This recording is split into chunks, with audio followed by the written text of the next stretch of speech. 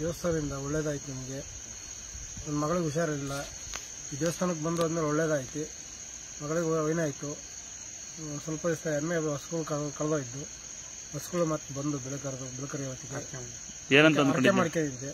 ಏನಂತ ಬೆಳಕರಿಯವತ್ತಿ ಬಂದರೆ ನೀವು ಬಂದು ಕೊಡಿ ಕೊಯ್ಕೊಂಬತ್ತೀನಿ ಕಣವ ಅಂತೇಳಿ ಹಸುಗಳು ಬಂದ್ವಾ? ಹಸುಗಳು ಬಂದು ಸರ್. ಯಾವ ಊರು ನಿಮ್ಮದು? ಕಡೂರು.